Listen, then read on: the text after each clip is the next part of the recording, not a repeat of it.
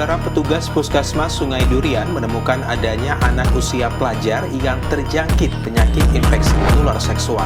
Pelajar yang terdampak sudah sering melakukan hubungan seksual berulang kali. Dan Kesehatan mewanti-wanti akan peningkatan kasus pengidap penyakit menular seksual sifilis hingga 70%. Penyakit infeksi menular seksual.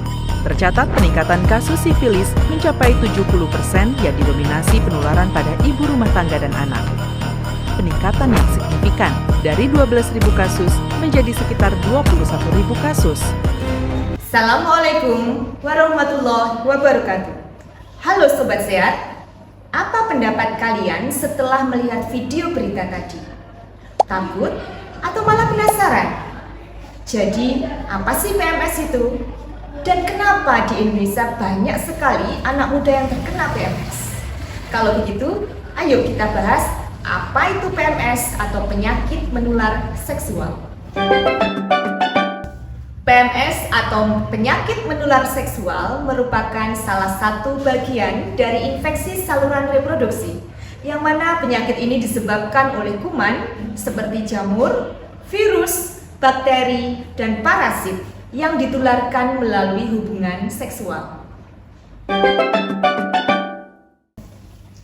PMS atau penyakit menular seksual bisa ditularkan melalui pertama, gonta-ganti pasangan secara bebas.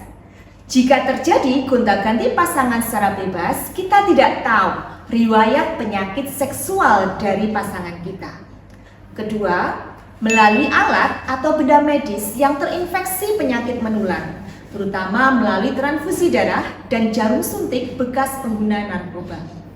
Sobat Sehat tahu tidak? Ternyata bayi yang baru lahir bisa terkena penyakit menular seksual. Loh kok bisa? Ternyata bisa, yaitu melalui ASI, di mana ibu si bayi ternyata sudah memiliki riwayat penyakit menular seksual.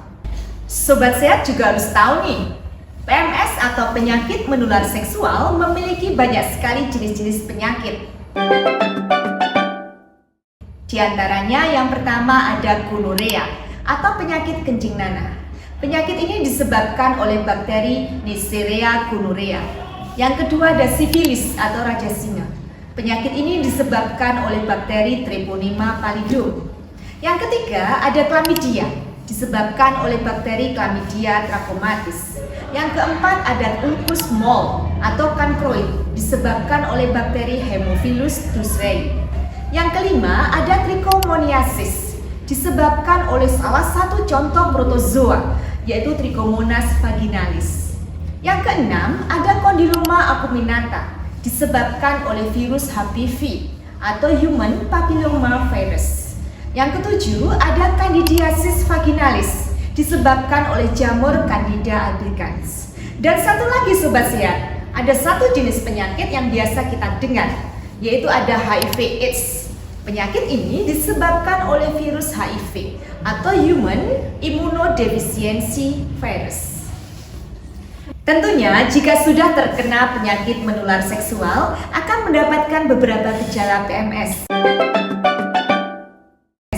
Kali ini kita bagi menjadi dua, yaitu antara perempuan dan laki-laki.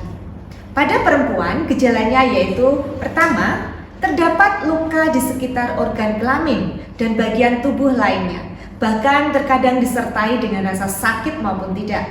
Yang kedua, pada organ kelamin terdapat cairan yang tidak normal, yang keluar seperti cairan berwarna kuning, hijau, berbau dan berlendir.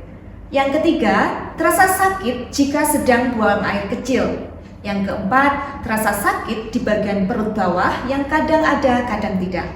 Terakhir, di sekitar organ kelamin biasanya terdapat tanda kemerahan.